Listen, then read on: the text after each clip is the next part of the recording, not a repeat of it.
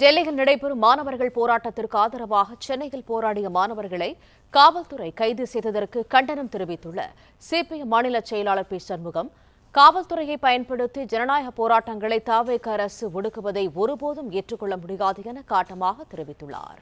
இது தொடர்பான கூடுதல் தகவல்களை தருகிறார் எமது செய்தியாளர் ரகுபதி. முழு விவரங்கள் என?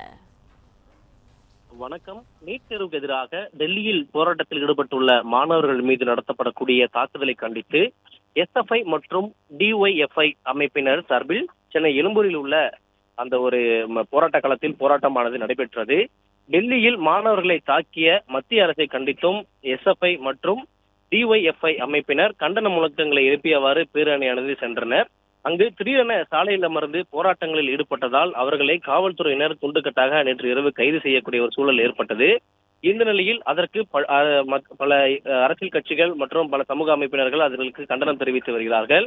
அந்த வகையில் சிபிஎம் மாநில செயலாளர் சண்முகம் தற்போது கண்டனத்தை தெரிவித்து ஒரு பதிவை வெளியிட்டிருக்கிறார். அந்த பதிவில் நாட்டின் தலைநகர் புதுடில்லியில் அடக்குமுறைகளை மீறி மாணவர்களின் போராட்டம் இரவு பகலாக தொடர்ந்து நடைபெற்று வருகிறது.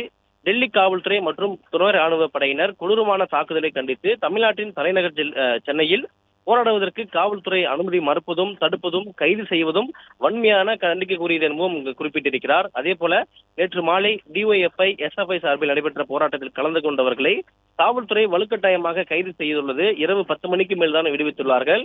எனவே தமிழ்நாடு அரசு காவல்துறையை ஏவி ஒடுக்குவதை ஒருபோதும் ஏற்க முடியாது என்று சிபிஎம் மாநில செயலாளர் சண்முகம் அவர்கள் குறிப்பிட்டிருக்கிறார். அதே போல போராட்டத்தை பரவட்டும் என்ற ஒரு வாசகத்தையும் குறிப்பிட்டு இந்த பதிவை வெளியிட்டிருக்கிறார்.